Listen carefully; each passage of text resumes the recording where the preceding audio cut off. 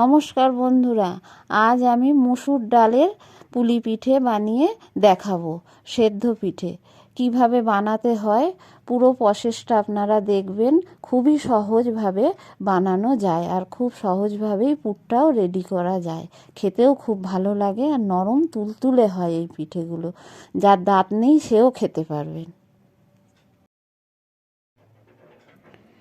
মুসুর ডালের পুলি পিঠে বানানোর জন্য আমি এখানে 100 গ্রাম মুসুর ডাল নিয়েছি। নিয়ে ডালটা খুব ভালো করে জল দিয়ে চটকে চটকে আমি ধুয়ে নেব। ভালো করে ধুয়ে নিয়েছি।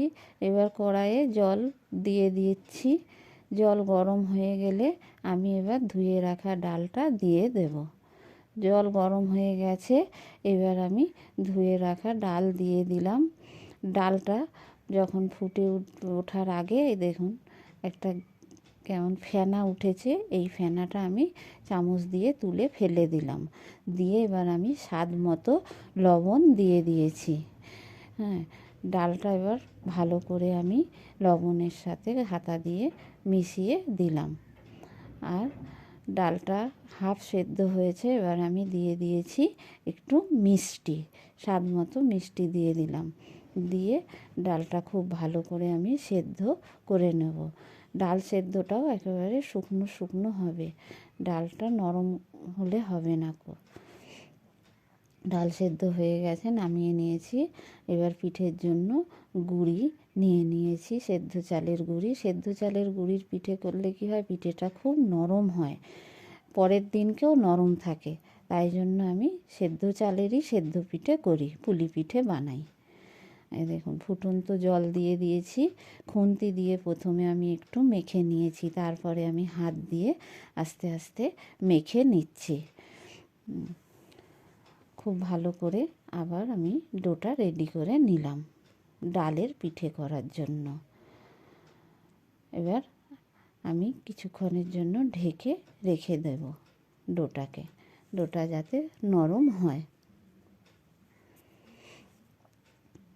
দেখুন কতটা নরম হয়েছে। পিঠেগুলো খুব ভালো হবে, পিঠেগুলো একটাও ফাটবে না। এই যে পুলি পিঠে বানানো দেখিয়ে দিচ্ছি আমি আগেও আপনাদের কিভাবে পুলি পিঠে বানাতে হয় দেখিয়ে দিয়েছি, আবারও দেখিয়ে দিচ্ছি। এইভাবে হাত দিয়ে খিলিগুলো করে নিতে হবে, 2 হাত দিয়ে করে নিয়ে এবার আমি ডাল দিয়ে দেব। সেদ্ধ করা মুসুর ডাল আমি খিলির মধ্যে দিয়ে দিচ্ছি। দিয়ে আবার ভালো করে আমি 2 মুখ মুড়ে নেব যাতে খুলে না যায়। এই দেখুন এইরকমভাবে ভালো করে মুখটা মুড়িয়ে নেবেন, তাহলে আর খুলবে না আর পুরো বেরিয়ে যাবে না। এই যে এইভাবে সমস্ত পুলিগুলো আমি বানিয়ে নিয়েছি। এবার আবার আমি সিদ্ধ করে নেব।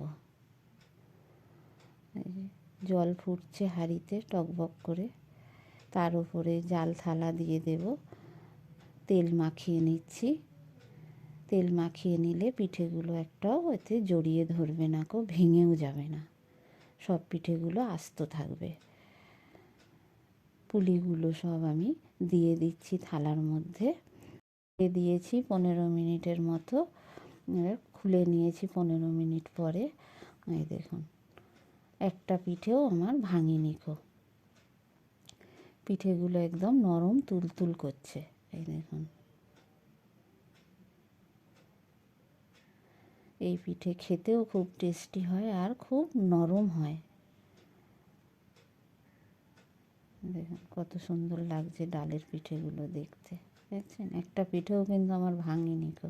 এইভাবে আপনারাও বানাবেন।